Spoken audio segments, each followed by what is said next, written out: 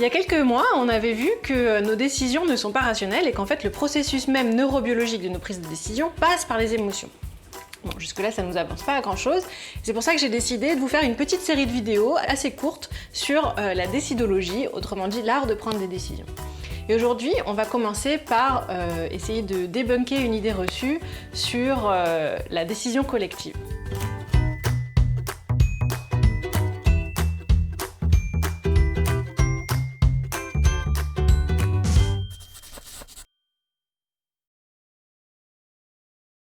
Bonjour à tous et bienvenue sur OpenOpal, la chaîne où on réinvente les organisations un pas après l'autre. Moi c'est Nina et je suis là pour vous aider dans ce chemin, vous donner des petits conseils, des petits tuyaux au fur et à mesure que vous avancez. Donc aujourd'hui, comme je disais, on va essayer de déconstruire la façon dont on pense que c'est possible de prendre des décisions. En fait, on s'imagine globalement une première méthode qui serait celle de la décision d'un chef. Donc en gros, on a besoin d'un chef pour prendre une décision, et donc cette décision-là, c'est une personne qui la prend, et puis d'autres éventuellement qui exécutent. Quand une personne prend la décision et que quelqu'un d'autre doit l'exécuter, cette autre personne qui l'exécute, en fait, est coupée dans son autonomie. Autonomie, ça vient de autonomos, être à soi-même sa propre loi. Donc quand on est obligé d'obéir à la loi de quelqu'un d'autre, que ce soit consenti ou pas, de fait, on perd son autonomie, et donc en conséquent, on a une perte d'engagement qui est systématique.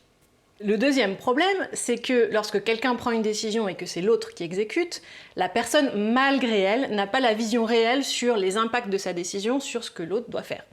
Et donc, il y a beaucoup plus de chances pour que cette décision soit pas pertinente, soit déconnectée du réel, et on le voit, ça prend des proportions hallucinantes quand c'est des personnes tout en haut d'une pyramide qui décident et que c'est des gens tout en bas qui doivent exécuter. Et puis si on réfléchit 5 minutes, l'autre moyen qu'on a de décider dans notre imaginaire collectif, c'est de dire, bon, ben, du coup, on va faire des décisions collectives.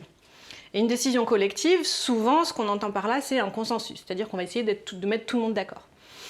Le problème quand on met tout le monde d'accord, c'est que c'est ultra long, ça peut prendre un temps fou, et ensuite, à partir du moment où on commence à être assez nombreux, ça devient quasiment impossible. Il y a toujours des mini-divergences qui font qu'il y a un moment où ça devient très difficile de mettre tout le monde d'accord. Et bien l'idée, c'est de changer notre point de vue et de rajouter une petite nuance qui permet de réconcilier le fait que c'est une personne qui porte la décision, mais que cette décision est collective.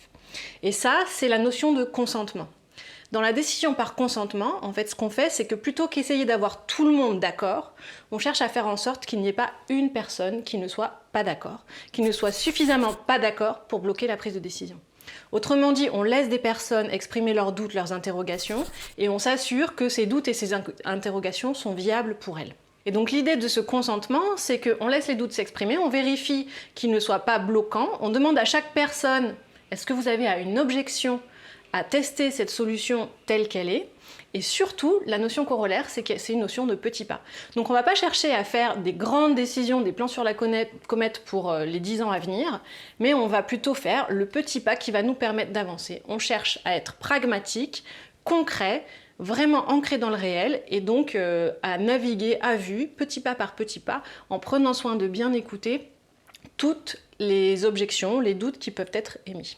Donc je ne vais pas m'étaler là, mais si vous voulez creuser, vous pouvez aller voir la gestion par consentement qui a été développée par l'Université du Nou, qui met de manière très cadrée dans un process ce mode de décision au service des groupes. Il y a beaucoup de ressources gratuites, je vous mettrai les liens, je vous invite à aller voir. Si ça vous a plu, n'hésitez pas à mettre le petit pouce comme d'habitude, vous abonner, et puis n'oubliez pas qu'OpenOpal, on est un collectif à votre service, au service du développement des organisations Opal. Si vous êtes intéressé par le sujet, rejoignez-nous, on trouvera un moyen de vous aider, et on sera ravis de le faire. À bientôt!